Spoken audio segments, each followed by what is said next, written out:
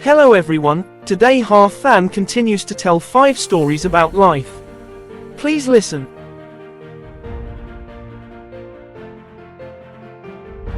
Story 186. The wind of early summer. In a small village nestled on the mountainside, there was a girl named Aoi.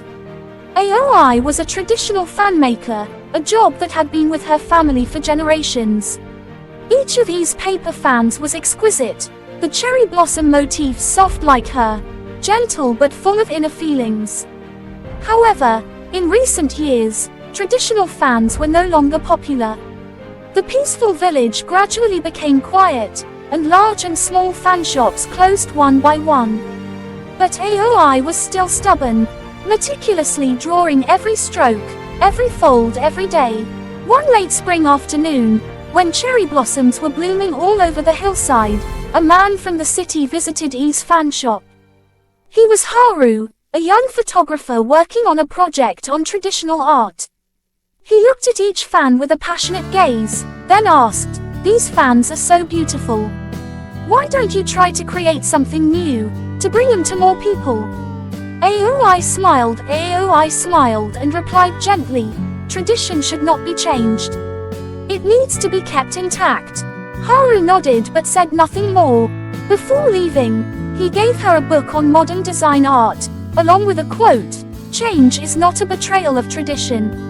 Sometimes, it is the way to keep it alive." Aoi thought a lot after that day. During sleepless nights, she sat at her desk, trying to draw new patterns, but quickly tore them up. Change was something she feared, as if it would sweep away everything she once cherished. One early summer morning, a warm breeze blew through the window.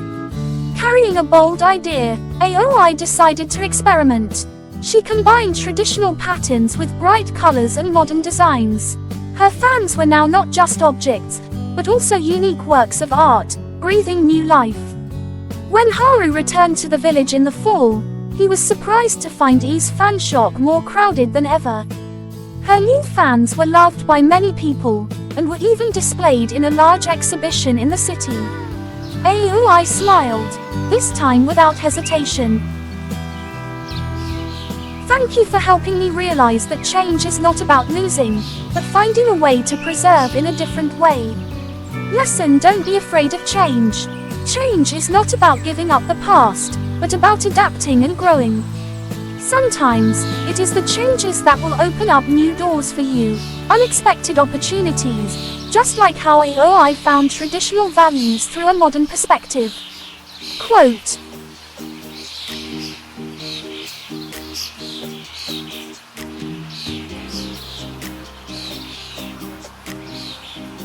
Story 187. Winter light. In a coastal village in western Norway, there lived a boy named Erik and a girl named Ingrid.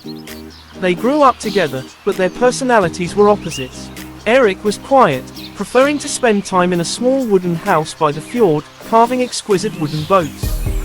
Ingrid was lively, loving to travel, exploring the wild nature and snow-capped mountains. Since childhood, Erik had secretly loved Ingrid, but he did not know how to express his feelings. He often just observed her from afar, quietly carving images that reminded him of her on the boats. Ingrid, on the other hand, considered Erik as a close friend, someone she always trusted but never thought of love. One day, Ingrid decided to join a long expedition to the far north of Norway. Before leaving, she went to see Erik to say goodbye. "Erik, do you ever feel too constrained?" Ingrid asked, eyes filled with curiosity. Restraint? Erik was surprised. "Yes, you've always been here, making wooden boats, but have never explored the outside world." Erik just smiled, saying nothing. He didn't want to tell Ingrid that his world was hurt. During the months Ingrid was away, Erik felt empty but also realized one thing: love is not about keeping someone, but letting them live freely as themselves. He started working harder, not only to forget the longing, but also to make a special gift for Ingrid. When Ingrid returned, she brought interesting stories and a bright look. But what surprised her most was seeing a large, intricately carved wooden boat in front of Erik's house. "What is this?" Ingrid asked. "It's a gift I want to give you, so you can continue your journey." Erik replied, his voice warm. Ingrid looked at Eric, noticing for the first time the depth in his eyes. "But will you come with me?" she asked, half joking. "I will wait for you here. Because I know, no matter where you go, I will always be the place for you to return to." Ingrid smiled, this time with a gentle smile that Eric had never seen before. Lesson love is not about binding or imposing, but about respecting each other's space and personality. A lasting relationship does not come from changing the other person to your liking, but from learning to love them properly, letting them be free, but always knowing that there is a safe place to return.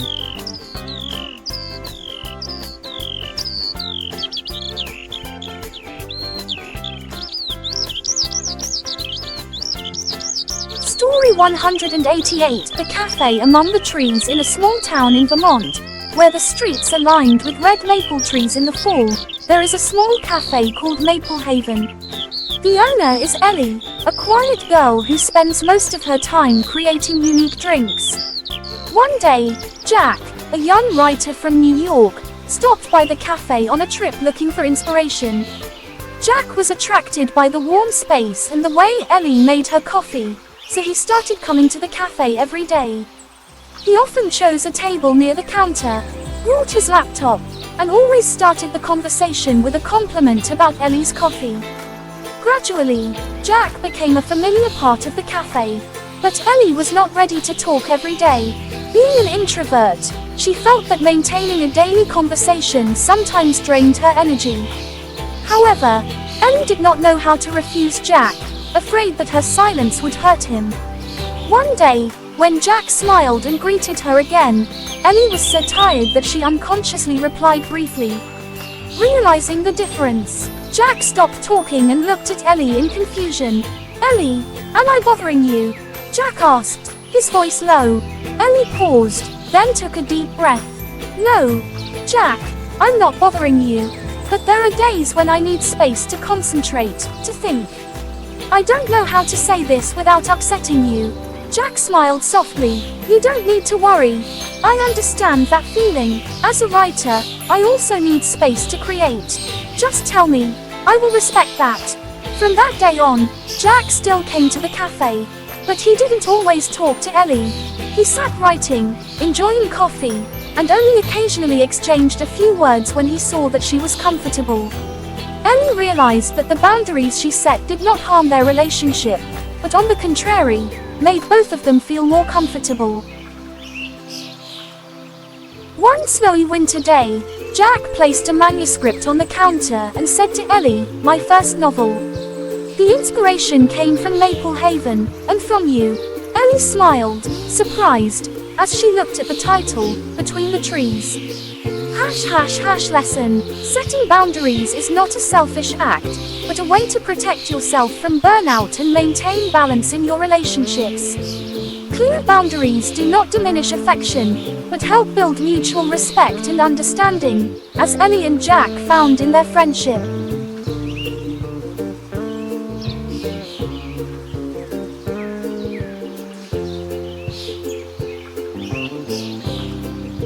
Story 189. Flamenco. Under the moon. In a small village in Andalusia, where olive groves stretch to the horizon, there lives a flamenco dancer named Isabella.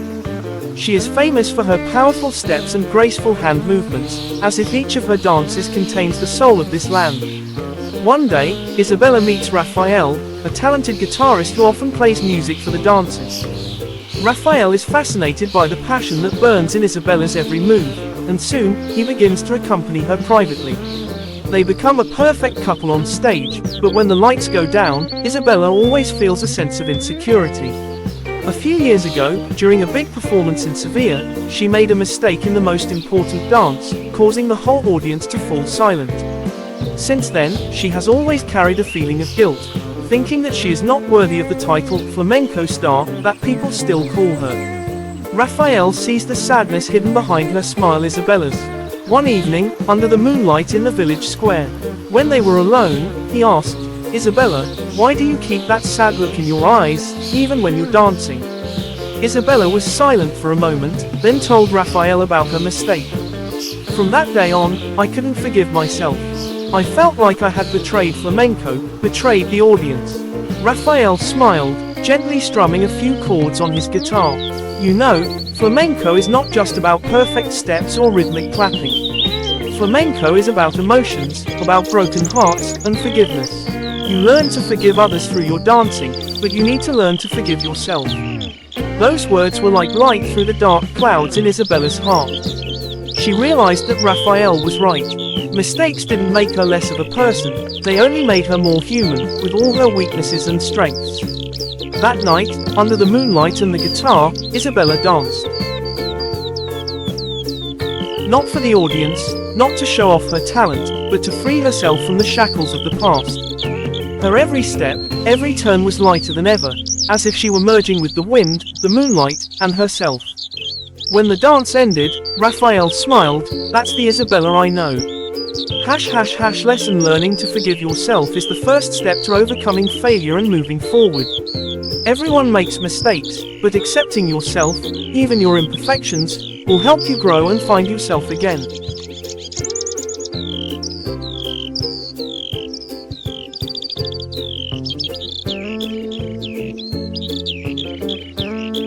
Story 190. Under the desert moon in the heart of the vast Rub al-Khali desert, where the sand dunes stretch endlessly, Amina lives in a small village. The girl with jet black eyes and a brave heart dreams of adventures far beyond her birthplace.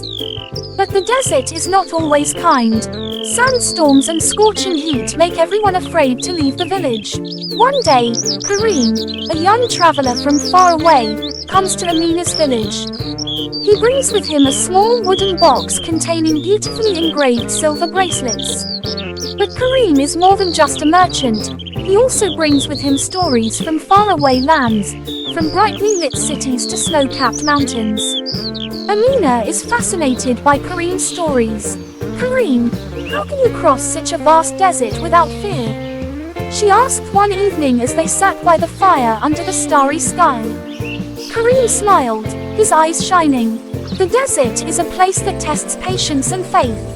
There were times when I lost my way, my water ran out, but I always believed that if I kept going, I would find an oasis. Kareem's words inspired courage in Amina. She decided to go with Kareem to the big city, where she could learn and fulfill her dream. However, the journey was not easy. Halfway there, they encountered a fierce sandstorm. They both had to find shelter under a large rock. Amina, facing the harshness of the desert for the first time, felt scared. Kareem, what if we can't escape from here? She asked, her voice trembling. Kareem looked at her, his eyes still calm. Amina, look at the sand. When the wind stops blowing, the sand will rearrange itself. The desert never holds its anger forever. We too, just wait and keep the faith. We will overcome. Sure enough, when the sandstorm subsided, they found a small oasis not far from the shelter. Amina felt the power of optimism that Kareem had taught her.